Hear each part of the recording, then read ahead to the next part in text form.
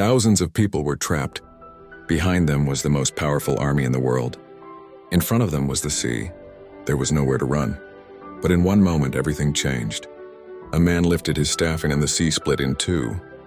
What happened next would become one of the greatest miracles in history. But the story didn't end there, because just days later, the same people who witnessed the miracle faced a test that nearly broke their faith. After escaping slavery in Egypt, the Israelites followed Moses into the wilderness. But their freedom didn't last long. The ruler of Egypt, Pharaoh, changed his mind. He ordered his army to chase them. Hundreds of chariots thundered across the desert. Dust filled the sky. The Israelites soon realized something terrifying.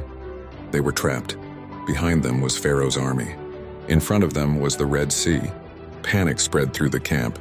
People began shouting, "Why did you bring us out here to die?" But Moses stood before the sea. He raised his staff toward the sky. Then something impossible happened. A powerful wind began to blow across the water. The sea started to move slowly. The waters parted. Towering walls of water rose on both sides, and a path appeared through the middle of the sea. The people stared in disbelief. Then Moses spoke. "Move forward." One by one, the Israelites stepped onto the dry seabed. Families walked between walls of water taller than buildings. The sea had opened before them. If you enjoy powerful Bible stories like this, make sure to subscribe and follow, because the next part of the story becomes even more dramatic. By the time the Israelites reached the other side, Pharaoh's army had arrived. The soldiers saw the open path through the sea, and they chased after them. Chariots rolled onto the seabed. Horses raced forward. The army believed the Israelites were trapped. But something began to change. The wind that held the sea back suddenly stopped. The towering walls of water began to shake. The soldiers looked up too late. The sea collapsed. Waves crashed down with unstoppable force. Chariots overturned. Horses disappeared beneath the water. Within moments, the entire army was gone.